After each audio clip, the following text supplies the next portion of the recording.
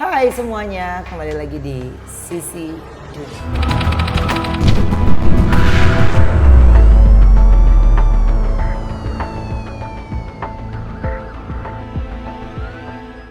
Dan episode kali ini saya masih bersama Ki Sukma dan juga Robi. Dan kami hari ini akan membahas tentang makam keramat.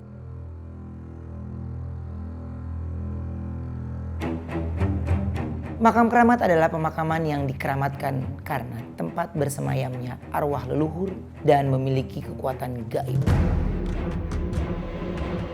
Banyak ritual-ritual yang sering dilakukan di makam keramat ini. Konon katanya, makam keramat ini bukan seperti makam biasa pada umumnya. Di makam keramat ini, kesucian dan kesakralannya harus dijunjung tinggi bagi siapapun yang datang ke sana apabila ingin selamat. Nah, sekarang ini kita akan membahas itu semua bersama Ki Sukma. Ki, ini makam keramat. Iya. Tentang makam keramat ini gimana sih Ki? Orang tuh mengenai makam keramat itu sampai bener-bener sakral. Jadi makam keramat itu makam para wali. Jadi makam para wali, makam para syuhada, makam para aulia gitu ya. Yang mana mereka-mereka ini berjasa pada negara, pada wilayah tersebut dan juga pada agama. Misalkan ada seseorang yang berjasa pada wilayah tersebut, itu bisa juga bisa dikeramatkan. Contoh bisa membangun sebuah desa, dituakan desa tersebut bisa juga dikeramatkan. Nah, itu juga bisa juga dia adalah seorang pejuang, seperti Pangeran Diponegoro gitu ya, atau tokoh-tokoh itu juga bisa dikeramatkan gitu ya. Lalu seperti Insinyur Soekarno gitu ya. Lalu juga ada juga pejuang-pejuang muslim. Dia menyebarkan Islam, menyebarkan agama Islam di wilayah tersebut. Dia memiliki kemampuan atau karomah kalau kita ngomong karomah ya. Nah, ini di makam keramat juga memangnya doa-doa yang kita bisa panjatkan ini lebih didengar ya Ki? Atau lebih dikabulkan? Oke, saya jelaskan. Sebenarnya bukan doa kita, tetapi doa mereka yang didengar. Maksudnya bagaimana kok doanya para ahli kubur yang didengar bukan doa kita? Ya. Jadi gini, saya akan jelaskan ya. Jadi manusia ini, kita ini kan banyak dosanya, Mas Ruben. Kita ini orang yang kotor, banyak dosanya, gitu ya. Makanya doa-doa kita ini nih sangat sulit diijabah sama Allah Subhanahu Wa Taala gitu. Makanya itu kita perlulah namanya tawasul namanya. Bertawasul itu apa? Adalah kita minta tolong kepada orang-orang yang soleh, orang-orang kekasih-kekasih Allah, orang yang dicintai Tuhan untuk menyambungkan doa kita supaya doa-doa kita lebih dikabulkan Allah. Kalau berdoa di makam itu jatuhnya musyrik apa enggak sih Ki? Ya kalau berdoanya kepada Allah ya enggak lah. Tapi kalau berdoanya kepada ahli kubur ya musyrik. Oke. Gitu. Jadi yang banyak orang salah kaprah itu seperti itu gitu. Banyak orang tuh mintanya sama ahli kubur. Sama ahli kuburnya. Bukan sama Allahnya. Oke. Nah, yang benar caranya adalah kita tetap berdoa kepada Allah, tetapi kita berkomunikasi sama ahli kubur. Wahai ahli kubur, tolong bantu doakan saya. Seperti itu. Bantu doakan saya dengan hajat ini, semoga hajat saya cepat dikabulkan Allah Subhanahu Wa Taala. Nah, maka si ahli kubur itu akan mendoakan juga hajat-hajat yang kita laturkan kepada Allah gitu. Jadi didoronglah, doa kita tuh didorong sama beliau. Nah, ini di makam keramat ya, ini ada yang disebut sebagai upacara persembahan pada Tuhan. Nah, itu kayak gimana tuh Ki? Sebenarnya boleh apa enggak sih Ki itu dilakukan cara adat untuk upacara persembahan itu? Nah, ini yang harus dibedakan antara adat dan doa secara agama ya. Kalau kita bahas soal adat ya, bukannya saya menyalahkan ya, tetap saya tidak menyalahkan, tetapi ini memang sudah turun temurun dari kakek nenek buyut kita. Mungkin ada yang bawa seserahan seperti jajanan pasar dan sebagainya gitu, ada buah, ada pisang segala macam. Tapi kalau dalam agama itu tidak diperkenankan. Kenapa? Karena Allah tidak butuh itu. Allah hanya mau kita beribadah kepada Allah saja gitu loh. Dan ahli kubur pun tidak butuh itu, Mas Ruben. Kalau dalam hukum agama, hukum Islam saya jelaskan, itu sebenarnya pakainya buat siapa sih? Siapa yang makan itu? Itu barang-barang seserahan itu sebenarnya bangsa jin yang di tempat itu yang makan. Nah, mereka-mereka yang ya saya nggak bisa ngomong lah ya, ini karena sudah adat ya turun temurun ya, tetapi tetap bisa kita alihkan dengan cara kalau memang mereka masih mau dengan tetap ada seserahan seperti itu, tapi diniatkannya untuk Allah saja. Jadi sisanya pun ya kalian makan aja gitu loh. Gitu. Tapi jangan diniatkan untuk jin, jangan diniatkan untuk ahli kubur karena ahli kubur tidak butuh itu. Sebenarnya Allah juga nggak butuh itu sih, nggak butuh seserahan. Cuman kalau memang adatnya sudah seperti itu, kita akan menghargai mereka. Gitu. Tapi kalau dalam hukum agama saya katakan dengan tegas bahwasanya Allah tidak butuh seserahan itu, Allah juga tidak butuh sesajen itu, ahli kubur juga tidak butuh sesajen itu. Jadi kita cukup di sana bertawasul, kita berdoa gitu kan, ya dengan zikiran-zikiran kita cukup. Nah, di makam keramat ini kan memang bener apa enggak sih Ki memiliki kekuatan gaib Sebenarnya di makam keramat memang betul ada kekuatan gaibnya karena ada makhluk gaibnya, karena di situ juga berkumpullah makhluk gaib dari bangsa yang negatif maupun yang positif, itu juga ada. Dan karomah dari ahli kubur tersebut pun masih terjaga kalau dalam makam keramat seperti itu. Makanya energi-energi gaib itu ngumpullah di situ Mas Ruben. Ya ibaratnya yang negatif ada, yang positif ada di situ semuanya. Seperti itu. Tinggal tergantung kita pada waktu datang ke sana menggunakan cara apa, cara yang negatif atau cara yang positif. Pada saat kita pakai cara yang positif, makanya menyambut pun dari bangsa-bangsa yang positif. Tapi kalau misalnya kita pakai cara negatif, ya tetap akan disambut sama yang negatif-negatif. Tapi ada nggak sih datang ke sana dengan niat yang negatif gitu atau buruk? Banyak. Buat minta menjatuhkan. minta kaya tanpa kerja. Ada yang gitu. Nyari sakti tanpa harus wirid tirakat sholat, ada yang begitu. Nyari-nyari barang, nyari pusaka gitu. Ada Mas Ruben. Gitu. Masih ada ya? Masih ada yang seperti itu. Nyari sakti. Habis itu ada yang buat bunuh orang, nyantet orang, ada begitu. Minta ke makam keramat gitu. Nah itu kan dipermainkan sama jin-jin situ. Dimanfaatkan. Jin-jin negatif situ mainin mereka. Nah, ada nggak sih Ki simbol-simbol religius yang tersimpan dalam wujud benda-benda tertentu dan juga disakralkan di makam keramat itu? Misalnya nih ya, masyarakat tidak boleh menyentuh nisan atau pohon yang ada di sekitar pemakaman tersebut, atau mungkin harus lepas alas kaki dari jarak berapa meter gitu kan, ada kan? Kalau itu sebenarnya lebih ke adab Mas Ruben. Karena yang kita temui ini orang tua. Kalau kita ngomong wali lah. Derajatnya di sisi Allah itu jauh lebih tinggi dari kita. Nggak usah jauh-jauh Mas Ruben. Kalau misalnya kita ketemu para habaib atau para ulama besar, ya kan kita pakai adabnya yang benar kan? Pakai bajunya yang tertutup, pakai celana panjang atau pakai sarung kan gitu kan. Kalau masuk ke rumahnya pun juga lepas sendal kan gitu kan. Ada juga beberapa benda-benda para habaib atau ulama-ulama besar tuh yang mungkin kita nggak boleh sentuh gitu. Yang seperti itulah. Itu lebih ke arah adab sebenarnya. Oke, nah ada nggak sih Ki makam keramat yang digusur? Oh ada, tetapi akan jadi apa itu ya Ki? Ada yang berhasil, ada yang enggak gitu. Yang enggak, salah satu contohnya makamnya, kalau teman-teman pernah ingat makam Mbah Priuk gitu, itu pernah digusur tapi enggak berhasil kan, pada sakit semua yang gusur. Itu ada yang seperti itu, tapi ada juga yang berhasil. Ada juga nih ya, waktu kemarin di salah satu acara kita juga memang kita kunjungi makam keramat. Tapi katanya gini, kan ada yang ditutupin, ada yang ini gitu. Jadi katanya kalau apa permintaan lu tiba-tiba sukses dan berhasil, niat lu apa buat tempat itu harus dilakuin. Itu benar begitu? Itu namanya ini ya, kalau misalnya kita janji, dia orang yang datang ke makam tersebut, si tamu tersebut, dia berjanji kalau misalkan Allah mengabulkan doa saya dan mengabulkan tawasul saya kepada Anda, si ahli kubur ini mendoakan kita dan dikabulkan sama Allah, saya akan berikhtiar melakukan apa seperti itu, entah misalkan bagusin makamnya atau gimana, dan itu harus ditunaikan Mas Ruben. Menurut riset ini juga ada santri yang datang ke makam keramat dan melanggar aturan yang ada di sana.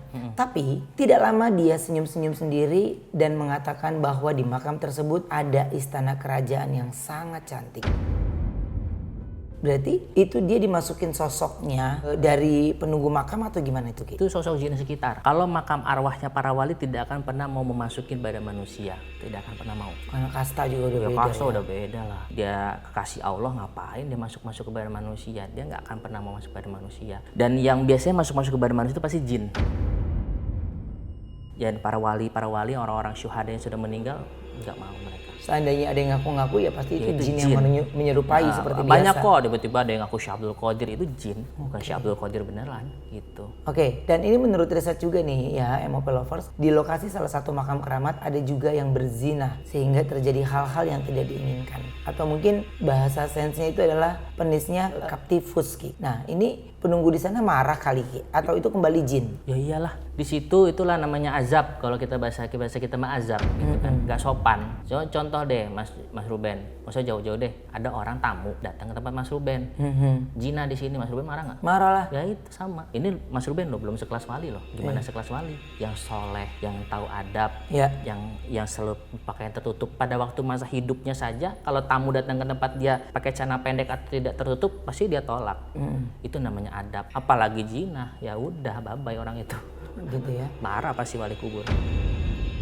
Ini juga nih ada salah satu informasi nih Ki yang berhasil dikutip oleh tim. Katanya di salah satu makam keramat ada yang tiba-tiba gundukan tanah makamnya itu naik setinggi 70 meter. Nah, ini memang karena faktor alam atau karena faktor gaib? Sebenarnya bisa karena dua-duanya. Bisa karena faktor alam juga bisa, karena faktor gaib juga bisa. Tapi lebih beratnya ke? Kalau saya sih lebih condong melihat ke faktor alam dulu ya. Ibaratnya saya selalu mengingatkan teman-teman bahwasanya oke, boleh kita percaya gaib, tapi hidup jangan gaib-gaib amat gitu maksudnya. Tetap kita logika kita tetap harus main gitu kan. Ya mungkin ini hanya alam dulu. Tetapi kalau misalnya kita sudah sambung-sambungkan dengan logika masih nggak nyambung dengan logika, baru itu maksudnya gaib.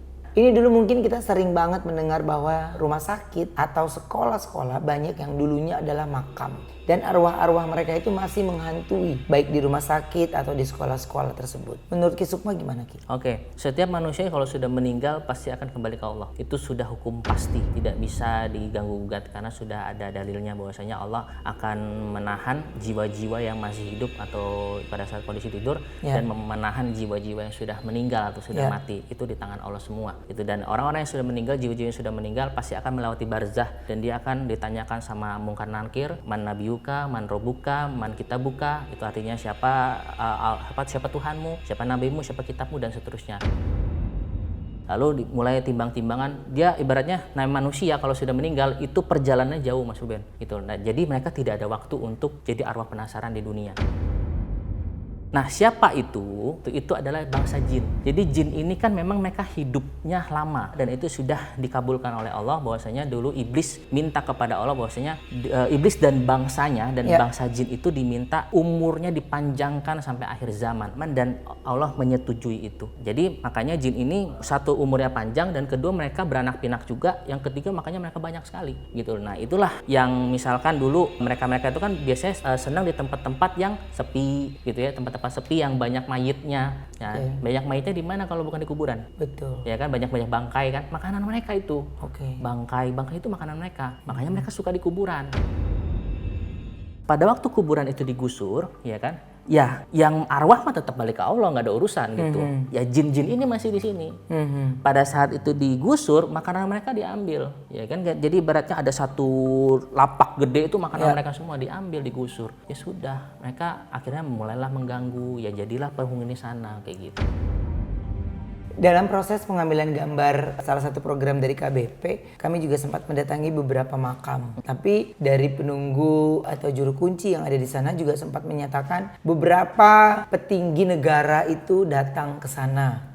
Ya, ketika mereka memang lagi mau pencalonan atau mungkin mereka lagi masa penentuan kira-kira terpilih atau tidak. Nah, berarti tujuannya memang ada tujuan, tapi kembali lagi memang harus berdoa kan? Iya dong. Jadi gini, manusia itu kan hanya bisa berusaha, tetap Allah yang menentukan. Tapi kan kita nggak tahu hasilnya seperti apa. Jadi sebenarnya contoh manusia A. Manusia A ini sudah ditentukan pada sama Allah bahwa dia akan menjadi presiden. Terlepas dia itu berdoa atau enggak, terlepas dia itu nanti datang makam keramat berikhtiar atau enggak, tetap akan jadi presiden. Tetapi tetap bisa digeser. Nah, di sini makanya kalau dalam Islam ada kodo dan kodar gitu. Digeser ini bagaimana caranya? Ada beberapa para waliullah, doa-doanya para wali, doa-doanya para nabi itulah yang bisa mengubah lauful mahfuz. Yang ibaratnya Allah sudah menentukan contoh si A akan jadi presiden. Nah, tapi ada satu orang yang dia sudah bertawasul kepada para wali sehingga para wali ini mendoakan orang tersebut sehingga Allah berkenan untuk menghapus nama orang yang si A tadi mengganti si B. Itu namanya kodok namanya. Bisa diganti sama Allah. Nah, seperti itu. Jadi mereka itu ibaratnya berusaha Mas Ruben. Berikhtiar, kalau kita mau berikhtiar secara ruhani, minta kepada para ahli kubur untuk mendoakan si calon tersebut. Nah, tapi hasil ya tetap di tangan Allah. Seandainya dia jadi pun itu bukan karena dia mendatangi tempat itu. Bukan karena usaha dia segala macam, tetap atas ridho Allah dulu. Ridho Allah dulu yang paling utama. Yang kedua barulah usaha-usaha mereka ini. Jadi semua keputusan dari tangan Allah, kita manusia hanya bisa berusaha aja. Jadi posisi digeser atau diganggu sama yang lain itu bisa ya? Bisa. Gitu. Justru minta dibantu untuk bisa dijagain gitu ya. Makanya minta doanya mereka semua itu. Nah, ini ngomongin tentang saling menghargai gitu Ki. Jadi untuk di makam keramat itu kan ya memang ya mungkin nggak semua orang bisa mempercayai atau mengaminkan sebenarnya ya Ki ya. Berarti akan dibilang makam keramat itu adalah memang tokoh-tokoh penting atau yang dituakan di daerah tersebut. Betul. Jika ya memang makam keramat sesungguhnya itu adalah makam keramat, tapi mungkin banyak orang yang nggak tahu mengenai makam keramat itu apa sanksinya? Kalau yang nggak tahu ya nggak apa-apa, namanya juga nggak tahu Mas. Percaya nggak di sekeliling kita tuh ada wali, ya kan? Di sekeliling kita itu Allah itu tetap akan menurunkan waliullah di tempat kita itu. Itu wali itu tuh ada bermacam-macam, berarti tingkatan-tingkatan. Tingkatan yang paling rendah dalam satu negara atau satu wilayah itu dia akan menurunkan 40 orang wali. Nah, tetapi manusia tidak akan diberitahu siapa wali tersebut. Ada wali mastur, ada wali masyur. Wali masyur itu orang-orang wali-wali yang terkenal, seperti para Habib Lutfi gitu ya. Kalau seperti Habib siapa lagi itu, Habib Umar bin Hafiz gitu-gitu seperti itu. Tapi wali-wali mastur ini yang kita tidak tahu. Mastur itu adalah wali-wali yang tersembunyi. Gitu. Jadi contoh misalkan bisa saja orang gila tiba-tiba minta-minta sama Mas Ruben. Nah, Mas Ruben nggak ini gitu kan, Mas Ruben tinggalkan. Ternyata dia wali loh. Kalau Mas Ruben tahu dia wali dan Mas Ruben tidak bantu, itu Mas bisa dosa loh. Tetapi kalau Mas Ruben nggak tahu dia wali dan Mas Ruben biarkan saja, Mas nggak dosa. Orang nggak tahu gitu. Jadi begitu juga dengan makam keramat. Kalau kita nggak tahu ya nggak apa-apa. Tapi kalau kita sudah tahu ya jangan dilanggar. Kita harus hargai, hormati gitu. Oke, jadi Ki Sukma ini aku udah cukup jelas sebenarnya penjelasan mengenai makam keramat. Jadi untuk kalian semua nih MOP lovers, jangan baper ya kalau kita ngomong makam keramat. Oh itu kayak nyindir gue tuh, nggak ada sama sekali ya. Ini kita membahas mengenai apa yang mungkin menjadi kebiasaan banyak orang. Jadi kembali lagi dalam pembicaraan ini tetap kita yang namanya meminta dan memohon itu tetap harus sama Sang Pencipta. Jika kalian masih mempercayainya dan itu menjadi keyakinan dan tidak menduakan Tuhan, saya rasa tidak apa-apa. Masalah. Ya, tidak masalah. Yang penting tidak menduakan Tuhan. Betul, ya Ki ya? betul. Bener gitu ya Ki? Yang penting jangan minta sama makhluknya. Betul. Kalau mau minta sama makhluknya, minta didoakan saja. Iya. Itu boleh, silakan. Itu namanya bertawasul itu namanya. Betul. Oke, kalau kayak gitu Ki Sukma terima kasih banyak. Thank you ya. Mas Ruben. Udah nemenin kita hari ini dan yang pasti semua kami serahkan kembali kepada MOP lovers ya. Boleh percaya atau tidak. Oke, kalau kayak begitu terima kasih buat semuanya untuk MOP lovers. Ya, bosan-bosan saya mengingatkan untuk kalian semua jangan lupa download aplikasi MOP lovers di Play Store ya bagi pengguna Android dan juga untuk pengguna iOS sabar ya. Sabar. Sebentar lagi aplikasi MOP bisa kalian gunakan ya dan kalian download. Ki Sukma terima kasih banyak. Thank you, Mas Nanti Ruben. kita akan bahas lagi mengenai hal-hal yang lain ya Ki. Siap. Sampai ketemu lagi di Sisi Dunia. Bye.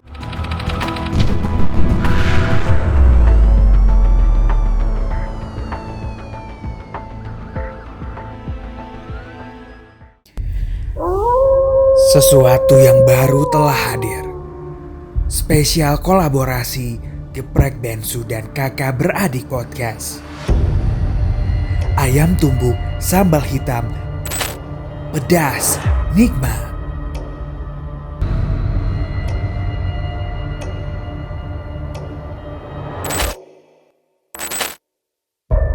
Nasi hitam gurih dengan sambal merah pedas membara.